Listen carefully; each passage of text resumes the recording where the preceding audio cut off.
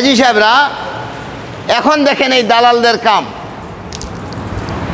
দালালদের কাম 2024 সন। এটা যদি কাউকে আমরা জানাই, একটা হাজি যদি প্রতারণা থেকে বেঁচে যায়, ওই হজের সওয়াব আমাকে আল্লাহ তাআলা দিবে।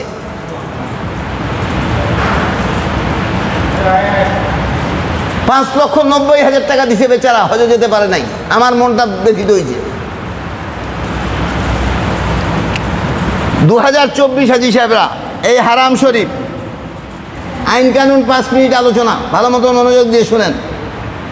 এইখান থেকে 1000 মিটার, 1 কিলোমিটার,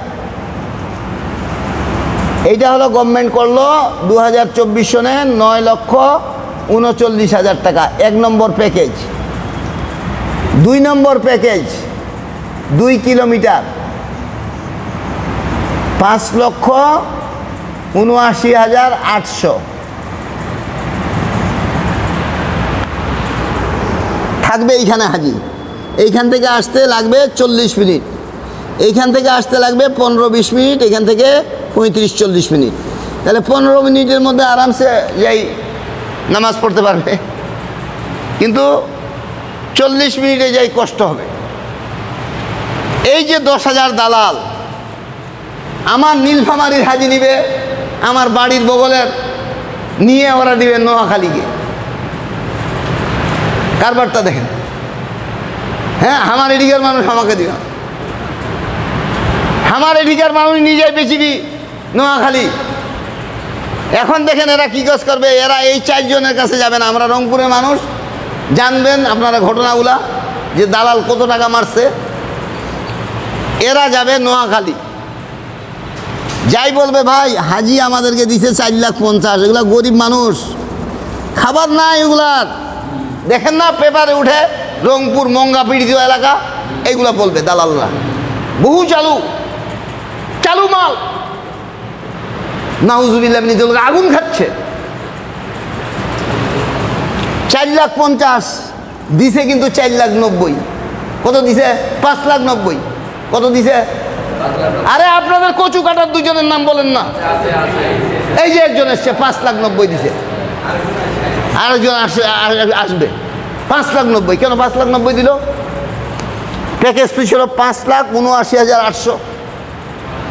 তাহলে 10,200 টাকা কি উনারা কামড়াচ্ছিল? কেন দিল বেশি? কামড়াচ্ছিল না? এই যে দেখেন, যাই বলবে 4,50,000 দিছে, অ্যাকচুয়ালি নিচে 5,90,000। 5,79,800 নেয়, 5,90,000 নিচে। এই যে প্রেজেন্ট। হ্যাঁ, এখন নিয়ে ওই মালিকের কাছে নোয়াখালীতে বলবে ভাই আমাদের হাজি দিছে 4,50,000 দিছেন, কিন্তু 5,90,000। 100-র মধ্যে 100টা মিথ্যা কথা বলে। দালালদের বুঝেন না? দালালদের বুঝেন? দালালরা গরুর দালালও যা, মানুষের দালালতা, হাজির দালালও তাই। দালাল দালালি, দালাল দালালি। এই যে দেখেন, যে বলল 4,50,000, অ্যাকচুয়ালি 5,90,000 নিছে। তাইলে 4 লাখ দিল ওই মালিককে। বলে ঠিক আছে, প্রথমে এইখানে থাকবে, 10 দিন পরে নিয়ে চলে যাবো 20 কিলোমিটার দূরে। তাহলে 20 কিলোমিটার থেকে আর হারামে আসতে পারবে? এইখান থেকে এইখানে যদি আমরা নামাজ পড়ি 1 রাকাত পাবো 2700, আর ওইখানে যদি 1 রাকাত নামাজ পড়ি পাবো 1,00,000 রাকাত। এইখানে যদি পড়ি, এইখানে যখন গেল আর পারবে নামাজ পড়তে?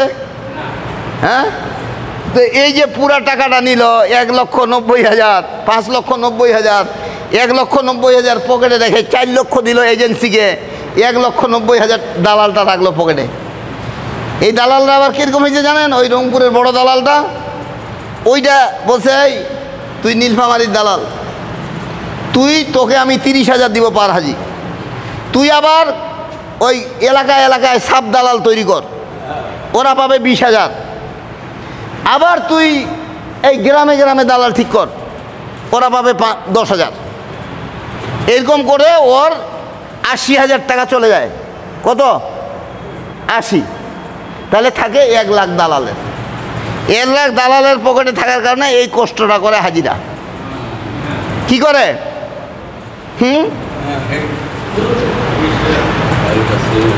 ইমান যেমন আল্লাহ তার সাথে ওইরকমই মুআমেলা করবে। ইমান যেমন, এইটা যে সে 1,79,000 বা 1,90,000 ওই যে ওনাদের কাছ থেকে নিছে, এটা আল্লাহ দেখে নাই?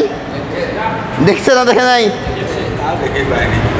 এই আল্লাহ দেখছে। যখন দিবে মায়ের তখন দালাল বুঝে, হ্যাঁ দালাল বুঝবে। শেখ হাসিনা না, শেখ হাসিনা তো ভালো ভালোই গেছে, হেলিকপ্টার করে পালাইছে, এরা তাও পালাইতে পারবে না। ওই যে হাজির বেটারা দিছে পিটানি, দিয়ে জেলের মধ্যে ঢুকাই, থাক জেলে। কিন্তু ওই হাজি সাহেবরা কি ওই দিন বলে গেলেন যে, তো ওই দিন যে বললেন যে টাকা ফেরত না দিলে কল্লা দিয়ে কেটে দিব, কল্লা কি গেছিলেন? পাইছিলেন? পাইছেন? হ্যাঁ,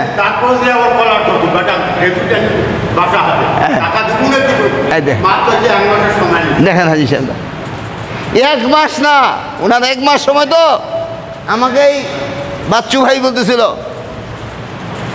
যে 1 মাস সময় নিছে। আমি বাচ্চু ভাইরে বললাম যে উনার মৃত্যু পর্যন্ত টাকা উঠাইতে পারবে না, লিখে নেন, লিখে নেন। ও বেটা আবার জেলে যাবে, আবার উনার মাইর খাবে, আবার জেলে যাবে, আবার জেল থেকে বের হবে, আবার জেলে যাবে, কিন্তু টাকা দিবে না।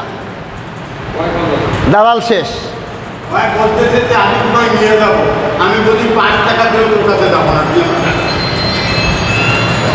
উনি আগে টাকাটা উঠান আপনি।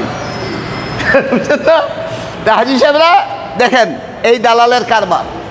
এখন যদি এই যে ব্যাংকের অ্যাকাউন্ট আমাদের, আমি এখানে সবসময় বলি যে ব্যাংকের অ্যাকাউন্টে টাকা দিবেন, আমার হাতেও দিবেন না। বলি না বলি না বলি না বলি না বলেন, প্রত্যেক বছরে বলি যে আমি মালিক, আমার হাতে টাকা দিবেন না, কারণ এটা সরকার নিষেধ করে দিছে। আচ্ছা, আমি মালিক হয়ে খাই ফেলবো, তখন তখন তো আপনি আপনার 12 বাজবে। আপনি ব্যাংকে দেন, ব্যাংকে দিলে রশিদ খান আপনার কাছে থাকতেছে, রশিদ খান দেখাবেন, সরকার আপনাকে টাকা দিয়ে দিবে। হ্যাঁ, এই যে এইখানে বলি যে এই অ্যাকাউন্ট পল্টন শাখা 2161 আল নাসের এভিয়েশন ইসলামী ব্যাংক, আমার নামে দিবেন না। হজ ওমরা শিক্ষা ডক্টর আব্দুল্লাহ নাসের, আমি আমার একটা অ্যাকাউন্ট আছে, এটাতে দিবেন না, এজেন্সির অ্যাকাউন্টে দিবেন, তাইলে আপনার নিরাপদ, হজ ব্যবস্থাপনা নিরাপদ। হ্যাঁ, হাজি সাহেবরা দেখেন এই টাকাটা আপনি দিলেন, যেতে পারলেন না। যেমন ওনারা 5,90,000 দিছে, যেতে পারে নাই। ওনাদের এখন বললেন মাইক দিবে, কলার ধরতেছে, এগুলো তো মানুষের কাম না, কাম মানুষ থাকবে স্বাচ্ছন্দ্যবোধ। আচ্ছা, এখন কেন দিতে হচ্ছে? ওনাদের ভুলের জন্যই। ভুল কার? বারবার বলছি আপনারা নিজেরা যাই ব্যাংকে টাকাটা জমা দিয়েন। যদি বাচ্চু ভাই সাথে যায় তাও উনাকে একা পাঠাবেন না, সাথে আপনি যাবেন, টাকাটা নিজে জমে দিয়ে রশিদ খান নিজে নেবেন, উনাকে দিবেন না, আমাকেও দিবেন না। তাইলে কি আপনার হজ ব্যবস্থাপনা নিরাপদ, ওমরা নিরাপদ, সুন্দর মতো আপনি হজ করবেন। দেখেন এই টাকাটা ব্যাংকে জমা দিছে সময় মতো। গভর্নমেন্ট কি বলছে এই বছরে? বলছে 5,60,000 মতো প্যাকেজ হবে। ওনাদের ছিল 5,90,000, অ্যাকচুয়ালি 5,79,800 ছিল। এইখান থেকে আরও কমাই এই 20,000-এর মতো, 19,800 কমাই 5,60,000 বলছে। এই চিঠিটা দাও, গেজেটটা দাও, 5,60,000।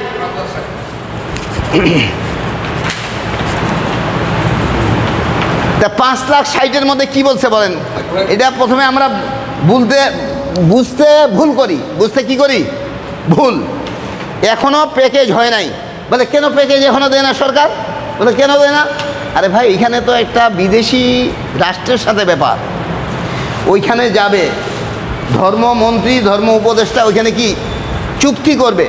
হজ চুক্তির মধ্যে ওরা দেখবে মিনার তাবু এত, মুজদালিফার তাবু এত, আরাফার তাবু এত, ভাড়া এত, খাওয়া এত, ট্রান্সপোর্টেশন এত, এইসব একটা হিসাব করে বাংলাদেশ সরকারকে দিবে। বাংলাদেশ সরকার বাংলাদেশে এসে 2 দিন পরে বিমানের ভাড়া নির্ধারণ করবে, সিভিল এভিয়েশন, বেসামরিক বিমান পরিবহন পর্যটন মন্ত্রণালয়।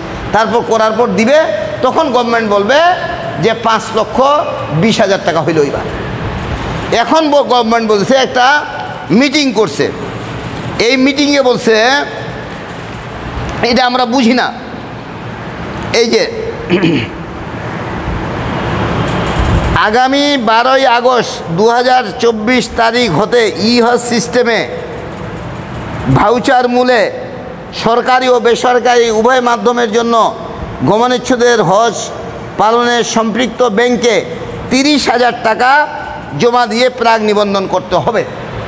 তাহলে প্রথমে 30,000 টাকা দিল, তারপরে এখানে বলতেছে সরকারি ও বেসরকারি উভয় মাধ্যমে প্রাথমিক নিবন্ধনের জন্য হজযাত্রী প্রতি 3 লক্ষ টাকা এবং অবশিষ্ট টাকা প্যাকেজ ঘোষণার পর নির্ধারিত সময়ের মধ্যে ব্যাংকে জমা করতে হবে। আচ্ছা, এরপর এখানে গভর্নমেন্ট বলছে সৌদি আরব পর্বের ব্যয়ের হিসাব প্রাপ্তি ও বিমান ভাড়া নির্ধারণ সাপেক্ষে সাধারণ প্যাকেজ মূল্য কম বেশি 5,60,000 টাকা হবে। এখন ওই যে টেলিভিশনে দেখাচ্ছে নিচে স্ক্রলে যে 3 লক্ষ টাকা দিয়ে রেজিস্ট্রেশন 30শে নভেম্বরের মধ্যে করতে হবে। সেপ্টেম্বরের 1 তারিখ থেকে শুরু হয়েছে, সেপ্টেম্বর, অক্টোবর, নভেম্বর, 30 দিন টাইম দিছে। 3 লক্ষ টাকা দিয়ে 30শে নভেম্বরের মধ্যে রেজিস্ট্রেশন করতে হবে। মনে করেছে মানুষ 3 লক্ষ টাকাই প্যাকেজ, না, এটা ভুল। প্রথমে ওরা 30,000 দিছে, এখন ওরা দিবে 3 লক্ষ। এরপরে প্যাকেজ যখন ঘোষণা হবে বাকি কতটুকু হচ্ছে ওই টাকাটা তখন জমা দিতে হবে। ঘটনাটা হলো এই। তো আমরা করি ভুল, একটু পড়লাম বাকিটুকু পড়লাম না, হইল না, তাহলে ওইটা বলা যাবে পুরা হিস্ট্রি কি। হ্যাঁ,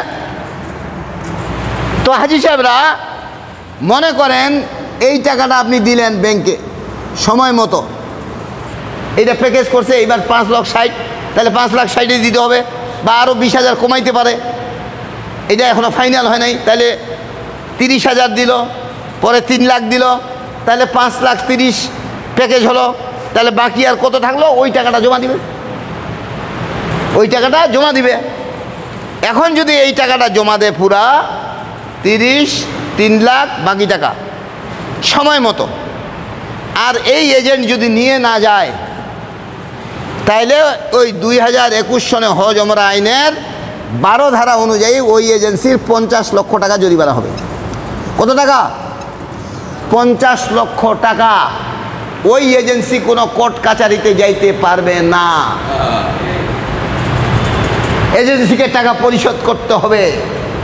সরকার, আপনি লিখবেন চিঠি যে মাননীয় সচিব ধর্ম বিষয় মন্ত্রণালয় বাংলাদেশ সচিবালয় ঢাকা, আমি অমুক, পিতা অমুক, ঠিকানা অমুক, মোবাইল অমুক, আমি ওই এজেন্সিতে ওই লাইসেন্স নম্বরে তো এজেন্সির নামেই, মালিকের নামেই আমি এই টাকা দিছি, সময় মতো আমাকে নেয় নাই, 10,000 আমি মানি রসিদ সংযুক্ত করে দিলাম, ফটোকপি দিলেন, তখন চিঠি লিখবে ওই এজেন্সিকে সরকার যে আপনার শুনানির প্রয়োজন মনে করি না আছে, কারণ মানি রসিদ সংযুক্ত, সময় মতো উনি টাকা দিয়েছেন, উনাকে হজ করেন নাই।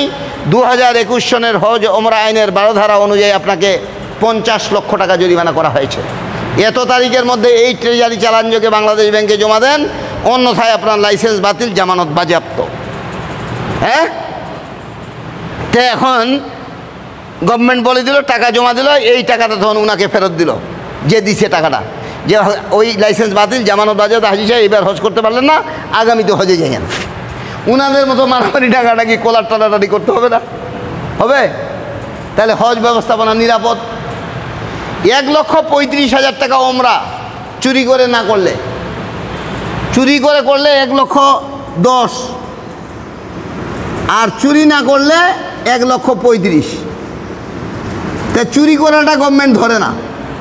1,35,000 থেকে 1,50,000 টাকা দিছে কোনো এজেন্সির অ্যাকাউন্টে জমা, 3 মাসের মধ্যে ওমরা করে নাই, ওমরায় পাঠায় নাই হাজিকে, সে অ্যাপ্লিকেশন করে দিবে মন্ত্রণালয়ে, একটা 10 টাকা দিয়ে খামের মধ্যে চিঠি পোস্ট অফিসে দিয়ে দিবে, 2 দিন পরেই ঢাকায় পেয়ে যাবে, অ্যাকশন শুরু হয়ে গেল, ডাইরেক্ট অ্যাকশন।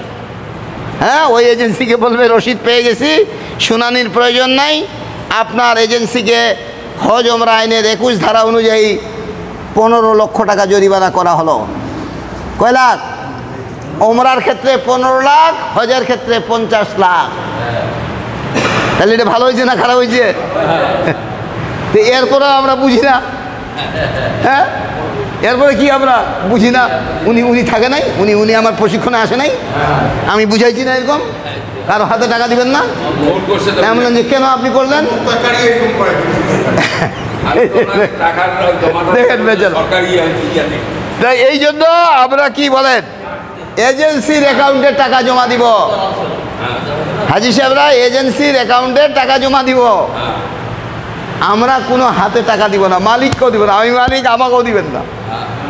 এরকম যদি করেন তাহলে হজ ব্যবস্থাপনা ভালো হবে, ওমরা ব্যবস্থাপনা সুন্দর হবে, আপনারা সওয়াব পাবেন, আমরা সওয়াব পাবো, সরকার নিশ্চিন্তে থাকবে।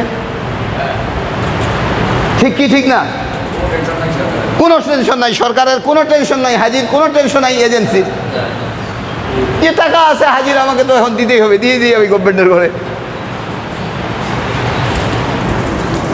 হাজি সাহেবরা উনারা শুধু না, ইনারা ওই দালালের কয়জন ছিলেন আপনারা? কয়জন? ওনারা ছিল 11 জন 13 জন, আরেক দালালের 13 জন, আরেক দালালের 18 জন, এরকম করে মোট 70 জনের 3.5 কোটি টাকা নিয়ে পালাইছে। মেইন যে দালালটা, মেইন ওই যেটা রংপুরের, কোনো লাইসেন্স নাই, পাতি নাই, কোনো কিছুই নেই, খালি একখান ট্রেড লাইসেন্স নিয়ে ওখানে ব্যবসা শুরু করে দিছে, সাইনবোর্ড একখান টাঙ্গাই, টাকা নিয়ে পালাইছে রাতারাতি। 70 জন হাজির 3.5 কোটি টাকা নিয়ে পালাইছে। এটা টেলিভিশনে আমরা দেখলাম যেদিন হজে যাব তার 2 দিন আগে, যেদিন হজের ফ্লাইট শেষ, 2 দিন আগে ফ্লাইট শেষ হয়, 3 দিন আগে, তখন মিনায় হাজিরা যাইতে শুরু করে, তখন আমরা দেখলাম মক্কা শরীফের টেলিভিশনে হোটেলের যে দেখলাম যে রংপুর এবং নীলফামারীর 70 জন হাজির 3.5 কোটি টাকা নিয়ে ভুয়া এজেন্ট পলাতক।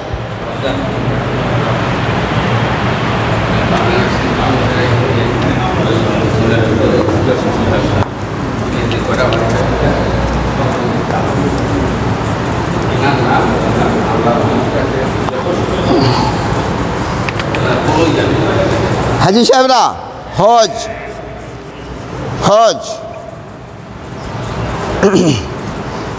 8, 9, 10, 11, 12 সারা বছরে ওমরা হয়, হজের মাসও হয় জিলহজ মাসে। জিলহজ মাসের আগের মাসটাকে বলা হয় জিলকদ মাস, যেমন ইংরেজিতে নভেম্বর, ডিসেম্বর শেষ মাস, এরপর জানুয়ারি প্রথম।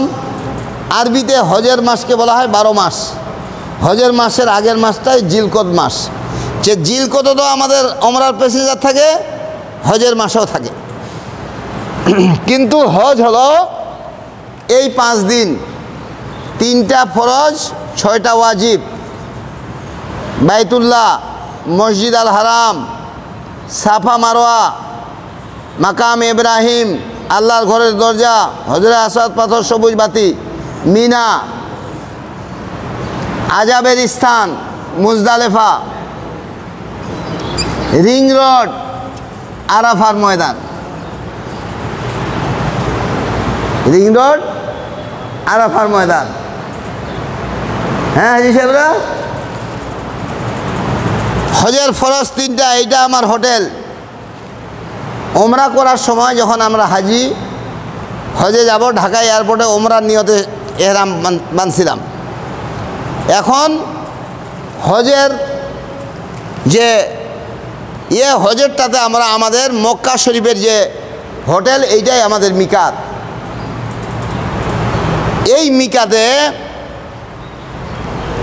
আমরা এখন এহরাম বাঁধব। 8 জিলহজ হজ শুরু হয়ে গেল, 8ই জিলহজ এহরাম বাঁধব। নিয়ত করব যে আল্লাহ, আমি আমার ফরজ হজ আদায় করার জন্য এহরাম পড়লাম। একটা 2.5 গজের নিচে পড়ব, একটা 3 গজের উপরে পড়ব। 2 রাকাত সুন্নত নামাজ পড়ব, সালাম ফিরিয়ে তালবিয়া পড়ব। আর 2টা টুকরা, একটা 2.5 গজ, একটা 3 গজ, এইটা একটা ব্যাগে ঢুকাবো, একটা লুঙ্গি, একটা জামা ঢুকাবো। ঢুকাই 8ই জিলহজ মিনায় চলে যাব। এহরাম পড়লাম, একটা ফরজ আদায় হলো। এরপরে 8ই জিলহজ আমরা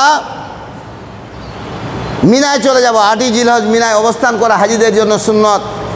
8ই জিলহজ মিনায় 5 ওয়াক্ত নামাজ পড়া হাজিদের জন্য সুন্নত। হ্যাঁ, এটা হলো হজ। 8ই জিলহজ হজ শুরু হয়ে গেল। এরপরে আমরা 9ই জিলহজ চলে যাব আরাফার ময়দানে। এটা জবলে রহমত, রাসূল সাল্লাল্লাহু আলাইহি ওয়াসাল্লাম বিদায় হজের ভাষণ দিয়েছিলেন। এটা আদম হাওয়া মাঠ, এইটা মসজিদে নামিরা হজের খুতবা হয়। এটা মুজদালেফার মসজিদ, মসজিদে মাশআরুল হারাম, মিনার মসজিদ, মসজিদে খায়েফ, ছোট শয়তান, মেজ শয়তান, বড় শয়তান।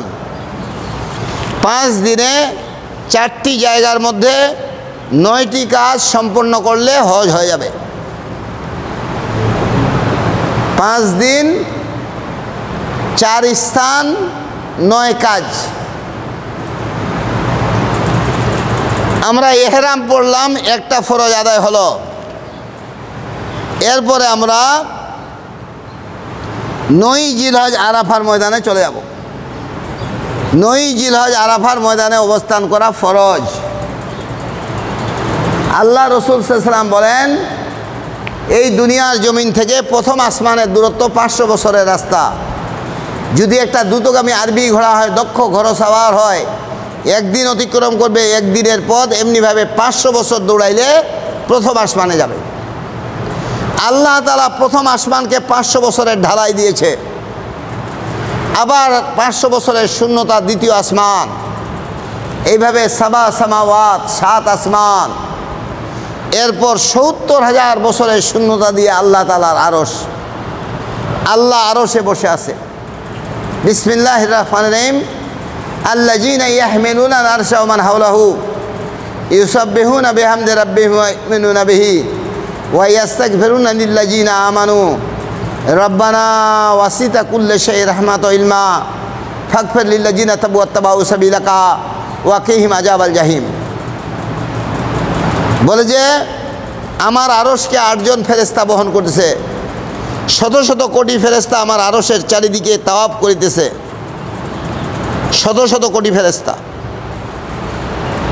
তারা দোয়া করতেছে, রব্বানা ওয়াসিতা কুল্লি শাইইন রাহমাতাও ওয়া ইলমা। হে আমাদের প্রভু, আপনার জ্ঞান তামাম দুনিয়াব্যাপী। ফাগফির লিল্লাযীনা তাবু ওয়াত্তাবাউ সাবিলাকা ওয়া কিহিম আযাবাল জাহিম। হে আমাদের প্রভু, যারা দুনিয়ার জীবনে তওবা পড়ে আপনার পথকে নিয়ে চলে, তাদেরকে আপনি ক্ষমা করে দিয়েন এবং জাহান্নামের আযাব থেকে নাজাত দান করেন। যারা আমরা তওবা পড়ি, আল্লাহর পথ নিয়ে চলি, ওই আল্লাহ তাআলার নৈকট্য প্রাপ্ত ফেরেশতাদের দোয়া সার্বক্ষণিক দুনিয়ার জমিনে পাইতে থাকি। সুবহানাল্লাহ। হ্যাঁ হাজী সাহেবরা, এই 2টা ফরজ গেল হজের। হজ 5 দিন। কয়দিন হজ? 5 দিনে 4টা স্থানে 9টি কাজ সম্পন্ন করলে হজ হয়ে যাবে।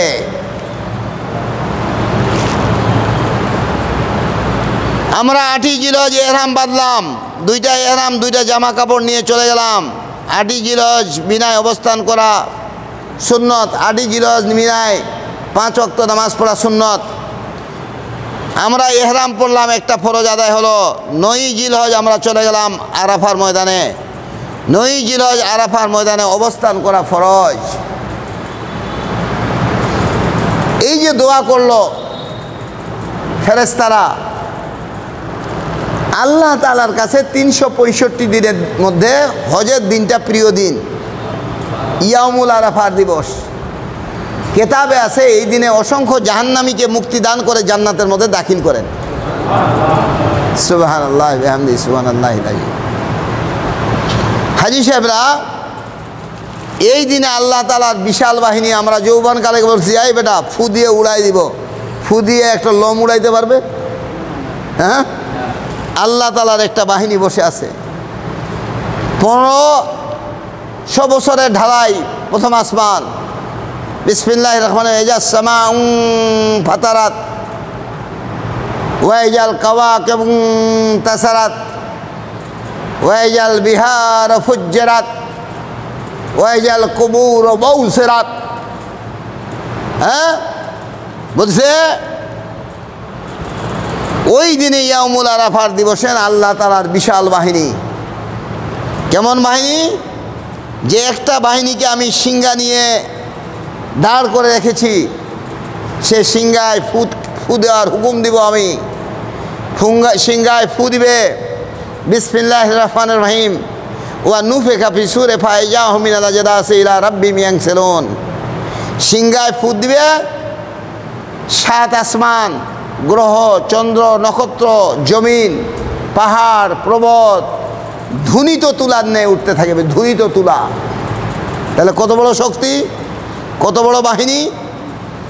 এরকম 1000 কোটি বাহিনীকে নিয়ে আল্লাহ তাআলা 9 জিলহজ প্রথম আসমানে আসেন এবং বলেন বিসমিল্লাহির রহমানির রহিম, ওয়া ইয ক্বালা রাব্বুকা লিল মালাইকাতি ইন্নী জাইলুন ফিল আরদি খলিফা ক্বালু আতাজআলু ফিহা মা ইফসিদু ফিহা ওয়া ইয়াসফিকু দিমা নাহনু নুসাব্বিহু বিহামদিকা নুকাদ্দিসু লাক ক্বালা ইন্নী আ'লামু মা লা তা'লামুন। হে আমার বাহিনীরা, যেদিন আমি আমার খলিফা প্রতিনিধি মানুষকে তৈরি করতে চেয়েছিলাম, তোমাদের সাথে পরামর্শ করেছিলাম, তোমরা বাধা দিয়েছিলে, এদেরকে তৈরি করে না, এরা মারামারি করবে, ঝগড়াঝাটি করবে, দেমা রক্তপাত ঘটিয়ে দিবে, দুনিয়ার জমিনকে রক্তাক্ত করে দিবে।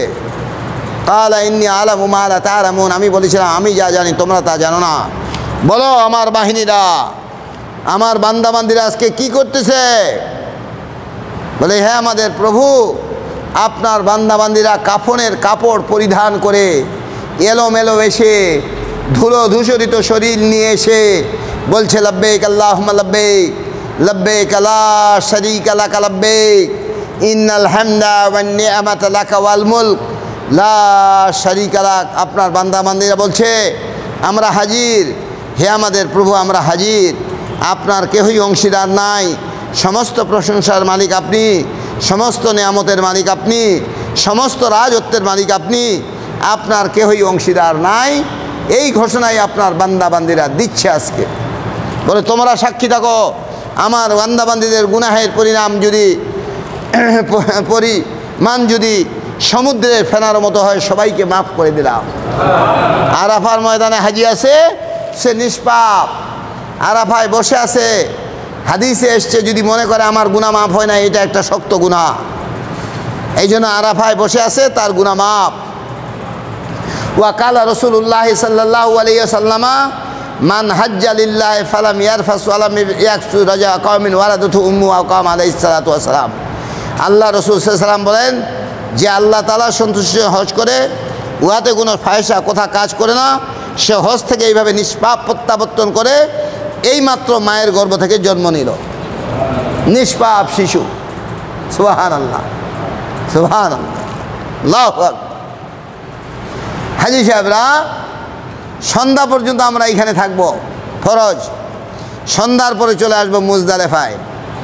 বিসমিল্লাহির রহমানির রহিম, ফাইজা আফাতুম মিন আরাফাতিন ফাজকুরুল্লাহ ইনদাল মাশআরিল হারাম ওয়াজকুরুহু কামা হাদাইকুম ইন কুনতুম মিন কাবলিহি লামিনা দাল্লিন। বলে যে তোমরা যখন আরাফার ময়দান থেকে আসবা, মাশআরুল হারামে অবস্থান করবা। তোমাদের পিতৃপুরুষরা বিপদে পড়লে যেমন আমাকে ডাকতে থাকতো, এর চেয়েও বেশি ডাকবা। এইখানে এসে আমরা মাগরিব এশার নামাজ পড়ব, এরপর জিকির করব, কোরআন শরীফ তেলাওয়াত করব, একটু ঘুমিয়ে নিব, উঠে তাহাজ্জুদ পড়ব, এরপরে ফজর পড়ব। 10ই জিলহজ ফজর পর্যন্ত মুজদালিফায় অবস্থান করা ওয়াজিব। এরপরে আমরা 60টা বা 49টা পাথরের টুকরা টুকিয়ে বড় শয়তানকে 7 পাথর মারব, বিসমিল্লাহ আল্লাহু আকবার, ওয়াজিব। এরপরে কুরবানি করব, ওয়াজিব। এরপরে মাথার চুল নেড়া করব, ওয়াজিব। এরপরে মাথার চুল নেড়া করে এরকম কাপড়া পিনব, আমাদের এহরাম খুলে ফেলব ওইখানে মিনায়। এরপরে হাজী সাহেবরা, আমরা 10 জিলহজ থেকে 12ই জিলহজ মাগরিবের আগে এসে মিনা থেকে এই বাইতুল্লাহ তোয়াফ করব। এটাকে ফরজ তোয়াফ বলে, তোয়াফে জিয়ারা, কিন্তু কাপড়া এইটা, কাপড়া এহরাম না, এইটা জামা লুঙ্গি। এরপর সাফা মারা সাই করব, এই আরেক ওয়াজিব গেল। এরপরে মিনায় চলে যাব, 11ই জিলহজ 3 শয়তানকে 3 পাথর মারব, বিসমিল্লাহ আল্লাহু আকবার ওয়ালিল্লাহ, আবার মিনায় চলে যাব। 12ই জিলহজ দুপুরের পরে 3 শয়তানকে 3 7 21 পাথর মারে মক্কার হোটেলে চলে আসব, আমাদের হজ শেষ হয়ে গেল। এখন বলা হবে কালকে আমরা কোথায় যাব? আমরা কালকে বাংলাদেশে যাব। তখন আমরা বিদায়ী তাওয়াব, এরকম কাপড়া পিন্ধে শুধু বিদায়ী তাওয়াব করব, ওয়াজিব। 1 2 3 4 5 6 7 8 9 9 কাজ 5 দিনে 4 স্থানে করলে হজ হয়ে যাবে। এখন এটা কিসের জন্য? যেমন আরাফার ময়দান সাইয়েদনা আদম আলাইহিসসালাতু ওয়াসসালামের জন্য, এটা আদম আলাইহিসসালাতু ওয়াসসালামের সুন্নত। সাইয়েদনা আদম আলাইহিসসালামকে একজনকে জেদ্দা, একজনকে শ্রীলঙ্কায় আল্লাহ তাআলা ফেললো। বিসমিল্লাহির রহমানির রহিম, ইয়া আদম উসকুন আনতা জাওজুকাল জান্নাতা ফাকুলা মিনহা রাগাদান হাইসু শাইতুমা ওয়ালা তাকরাবা হাযিহি শাজারাতা ফাতাকুনা মিনাজ যালিমিন ফাআযাল্লাহুমুশ শাইতানা ফাআখরাজাহুমা মিম্মা কানা ফিহি কুলনা ইহবিতু বা'দুকুম লিবা'দ আদুওয়া লাকুম ফিল আরদি মুস্তাকাররুম ওয়া মাতাউন ইলা হিন। আমি জান্নাতকে তৈরি করে আদমকে বললাম, আদম তুমি তোমার বউ নিয়ে জান্নাতে ঢুকো, প্রবেশ করো, খাও। ওয়া কুলা মিনহা রাগাদান হাইসু শাইতুমা, কোনো খাবার অভাব নাই, দুনিয়ার সমস্ত খাওয়া আছে, সমস্ত ফলমূল আছে, খাও। একটা নিষেধ করলাম, ওয়ালা তাকরাবা হাযিহি শাজারাতা, এই গাছের নিকটবর্তী হইয়েন না, হইলে আপনি জালেমদের অন্তর্ভুক্ত হবেন। বলে যে আল্লাহ তাআলা যে শয়তান তার সর্বশক্তি নিয়োগ করে দিল তাদেরকে ওই জান্নাত থেকে বের করার জন্য।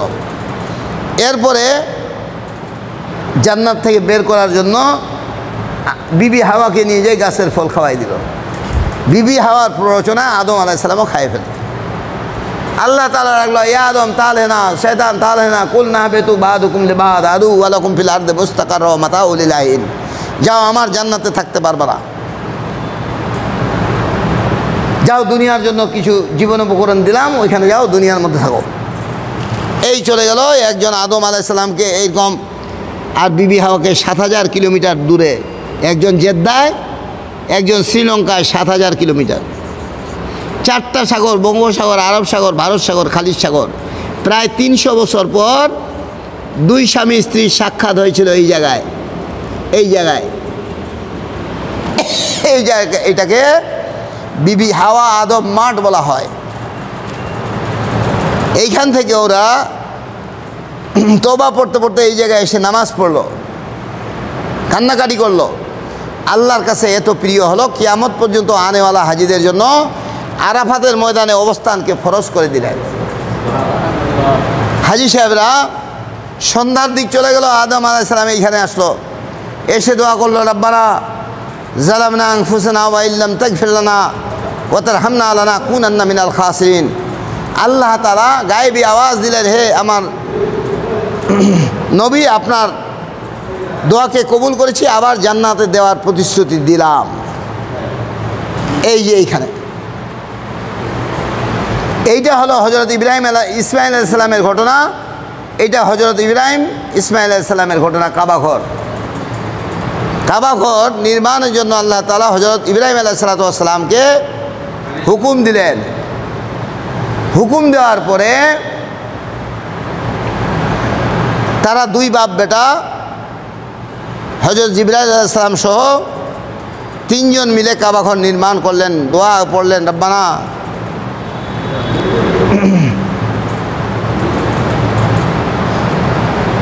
তাকাব্বাল মিন্না ইন্নাকা আনতাস সামিউল আলিম। হে আমাদের প্রভু, তুমি আমাদের এই কাজকে গ্রহণ করো, এই কাজকে কি করো? গ্রহণ করো। নিশ্চয় তুমি সর্বশ্রোতা, সর্বজ্ঞানী। সুবহানাল্লাহ। এই নির্মাণ শেষ হয়ে গেল কাবাঘর, 2 বাপ বেটা। তখন বলল, হায় আমার প্রভু, আমাদের কাজ শেষ, নির্মাণ হয়ে গেছে, এখন কি? বিসমিল্লাহির রহমানির রহিম, ওয়া আজ্জিন ফিন নাস বিল হজ। হজের জন্য ঘোষণা দেন আপনি আমার খলিল। কয় কে শুনবে? চারিদিকে পাহাড় মক্কার, আমি, আমার বউ, আমার ছেলে ছাড়া কেউ নাই শোনার। বলে যে পৌঁছানোর দায়িত্ব আমার। আল্লাহ তাআলা রুহের জগতের মধ্যেও পৌঁছাই দিছে এই আওয়াজকে। সুবহানাল্লাহ। কিয়ামত পর্যন্ত আনেওয়ালা রূহ ওইখান থেকে শুনছে। এই যে এইখানে আসবে,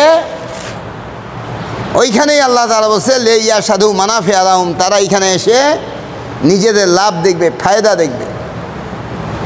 এই হাজিরা যাওয়া শুরু করে দিবে। সাইয়েদনা ইব্রাহিম আলাইহিস সালাতু ওয়াস সালামের ঘটনা। এখন বলেন হজ ওমরার ব্যাপারে আরও কাউরে কিছু জানার ব্যাপারে বলেন।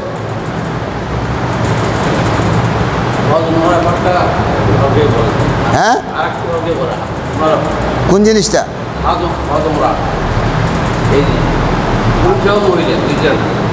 হ্যাঁ শুনেন, পুরুষের যা মহিলারও তা, শুধু মহিলার জন্য এহরাম লাগবে, উপরে কাপড়া, একটা ঘুমটা, বরখা, সালোয়ার কামিজ।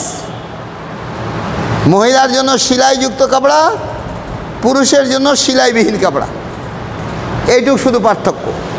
আলহামদুলিল্লাহ। হ্যাঁ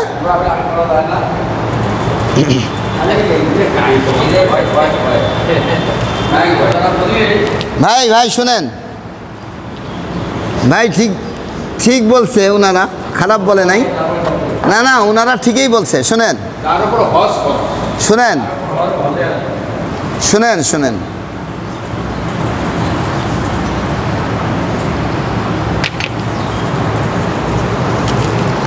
হজ করতে 5,40,000 টাকা লাগতেছে মনে করেন, নট 5,40,000, এটা সাইডও হইতে পারে যেটা গভর্নমেন্ট দিছে। ওমরা করতে লাগতেছে 1,35,000। কত টাকা? তাইলে আপনার কাছে 5,40,000 নাই, কিন্তু 1,35,000 আপনি এখন খরচ করতে পারবেন। এইটা আল্লাহ আপনাকে দিছে, তাইলে আপনি ওমরা করবেন। ওমরা করে ওই যে বললাম বাইতুল্লাহর সামনে নামাজ পড়বেন 2 রাকাত, তাওয়াফ করার পরে এইখানে 2 রাকাত নামাজ পড়বেন, এই আল্লাহর ঘরের দরজা মাকামে ইব্রাহিম। হ্যাঁ, তো এই দিক দিয়ে তাওয়াফ করতেছেন, এইখানে 2 রাকাত নামাজ পড়ে আল্লাহর কাছে চাবেন যে আল্লাহ আমাকে তো তুমি ওমরায় আনলা, বড়ই মেহরবানি করলা আমার প্রতি, তো তুমি আমাকে বড় হজ আনো, টাকা তো তোমার কাছে, তুমি গানিউল হামিদ, নাহানু ফুকারা, আমরা হলাম ফকির, আনতা গানিউল হামিদ। বিসমিল্লাহির রহমানির রহিম, ইয়া আইয়ুহাল ইনসান আনতুম ফুকারা ইলাল্লাহ ওয়া আল্লাহু হুয়াল গানিউল হামিদ। সুবহানাল্লাহ। হ্যাঁ, তো তুমি তো গানি, আমরা ফকির, তুমি তো বলেই দিছো, আমি মেনেও নিছি, এখন তুমি টাকা দাও।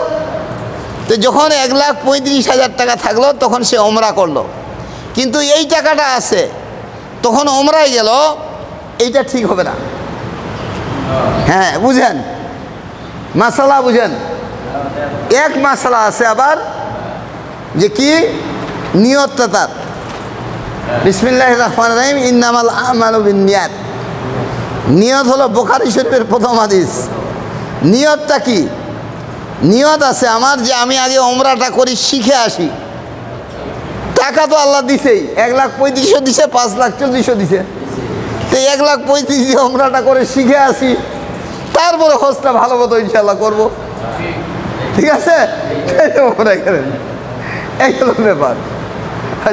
আলহামদুলিল্লাহ, শুক্রিয়া আল্লাহ তাআলা এরকম প্রশ্ন করার জন্য। হ্যাঁ হ্যাঁ,